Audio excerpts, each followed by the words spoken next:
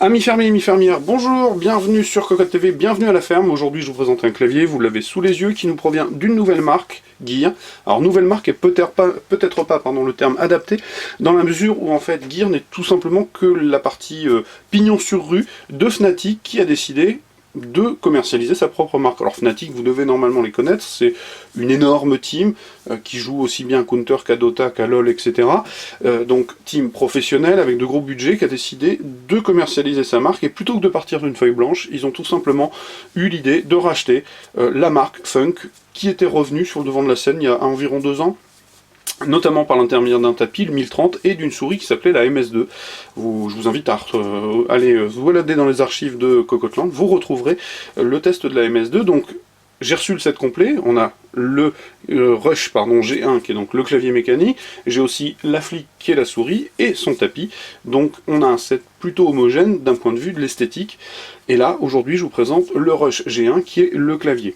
Alors vous allez voir ce clavier, et on n'est pas parti d'une feuille blanche non plus. Si la souris est plutôt funk, le clavier est clairement Cupad, ou en tout cas son origine première, X-Armor. Alors j'en reviendrai sur X-Armor et sur Cupad à la fin de cette présentation vidéo.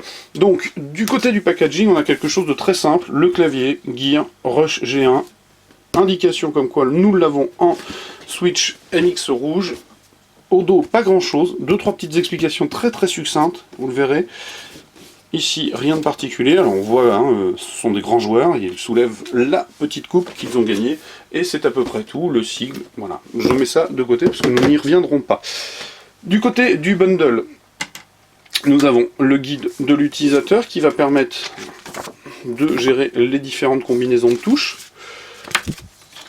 On a les épingles qui vont permettre de retenir le repose-poignet, fournie avec le clavier. Alors du côté de la finition, c'est plutôt correct, pas de souci, elle est plutôt bonne. Je suis un petit peu plus critique sur le plastique qui est présent sous le châssis, mais je vais vous le présenter après. Du côté du repose-poignet soft touch sur le dessus, on a un petit défaut de finition ici parce que je ne l'avais pas vu, mais on a un éclat. Bon, pas bien méchant, mais à souligner quand même. On a 3 patins circulaires de caoutchouc pour la stabilité, et c'est à peu près tout. Et on viendra donc mettre les épingles dans les encoches présentes ici, ce qui évite d'avoir les petites pattes qui cassent régulièrement.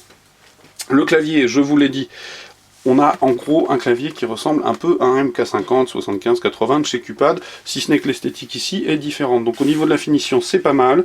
On a par contre un petit défaut, je ne sais pas si c'est dû au frottement dans la boîte, mais vous le verrez, parce que je vois, même sur l'écran de la caméra je le vois, on a des différences de teinte ici, un petit peu regrettable. Alors je ne sais pas si c'est le frottement dans la boîte, ou moi à la sortie de la boîte, mais j'ai l'impression que ça part pas vraiment. Alors il faudrait éventuellement frotter. Vous m'excuserez, je fais un test un peu rapide pour voir. En l'occurrence, ça a l'air de partir, il semblerait. Donc peut-être tout... Non, elles sont encore présentes dès que ça sèche.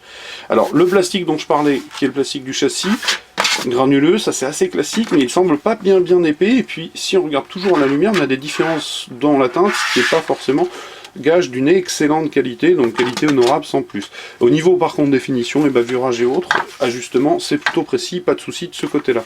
Donc le clavier est assez sobre, voire même très sobre, on n'a pas de pavé de macro, on a un clavier simple avec un marquage assez classique, un petit liseré sur la barre espace.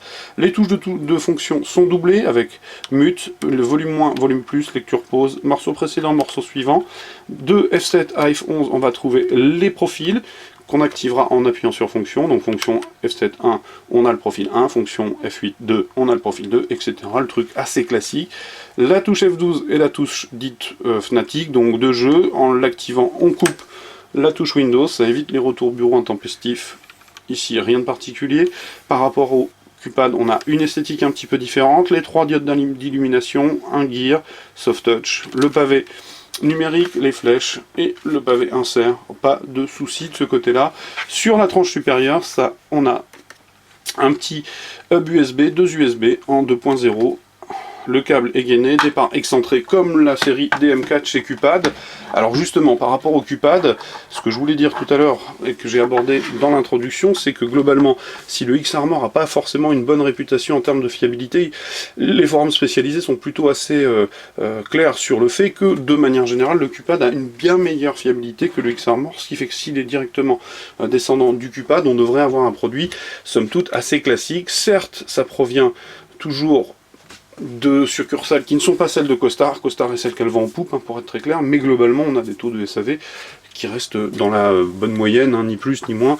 Il n'y a pas forcément de crainte à avoir, d'autant que ce clavier affiché normalement 129 € est déjà en promotion à 99 €, ce qui permet d'avoir une bonne entrée en matière du côté des mécaniques.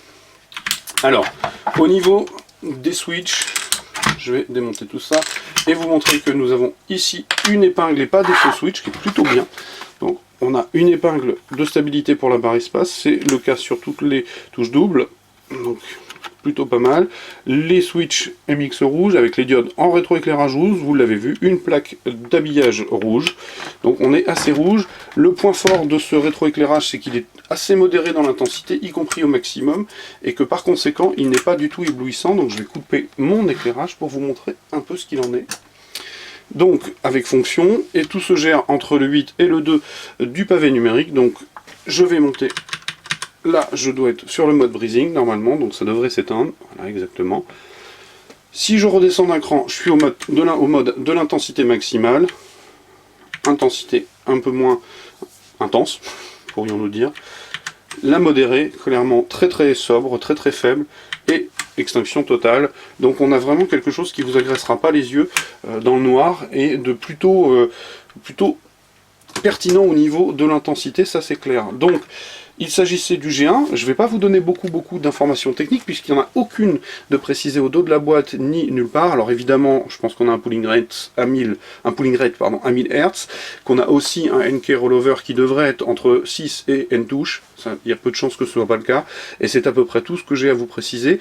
La seule chose que je puisse rajouter, c'est qu'il est exploité par l'intermédiaire d'un logiciel dont l'installation est encore un petit peu à parfaire du côté de chez Gear, parce que, pour être clair, on a d'abord l'installation d'un pilote générique redémarrage de la machine, puis l'installation du pilote spécifique Gear et redémarrage de la machine, plugger le clavier, et là ça fonctionne, ça fait un peu installation Windows 98 et clairement pas installation Windows 10. Ceci étant, le soft est assez sobre, vraiment très très sobre. Vous avez 10 macros que vous pouvez placer là où vous souhaitez. Clairement, il suffit de l'affecter, d'où le fait qu'il y ait des profils, et du coup, vous pouvez tout à fait avoir vos 10 macros à portée de main autour du EZSQD, pardon, EDFZ, désolé, j'étais en train de galérer à reprendre les touches, et donc tout avoir à portée de main, ce qui est plutôt pertinent. À noter que l'enregistrement des macros est très très simple, ne demandera clairement pas d'avoir fait HEC pour réussir à saisir sa macro. Peu d'options, donc toute la saisie respectera le temps de saisie. C'est-à-dire que vous ne pourrez pas réinsérer un délai à l'issue, donc c'est en fonction de votre enregistrement que vous modifierez ou pas les temps de délai entre chaque saisie. Donc quelque chose d'assez sobre, d'assez simple, qui permet somme toute de tirer la quintessence de ce Rush G1. A noter, je l'ai dit, qu'il est en promo à 99 €, qu'à mon sens c'est plutôt une proposition pertinente. A noter aussi que le fait d'être en rouge permet de ne pas trop claquer. Il est relativement silencieux, on a quelques bruits de ressort sur les touches doubles, mais ça c'est assez classique du côté des claviers mécaniques, mais ça reste assez, je dirais, contenu, et il est plutôt dans la bonne moyenne sur ce plan-là. Il s'agissait donc du Rush G1, je vous présenterai dans une vidéo prochaine la flic et son collègue le tapis. Donc le Rush G1 sur Cocotte TV. Comme d'habitude, je vais vous inviter à venir lire le test écrit, et comme d'habitude, je vais vous souhaiter une excellente journée et vous dire au revoir.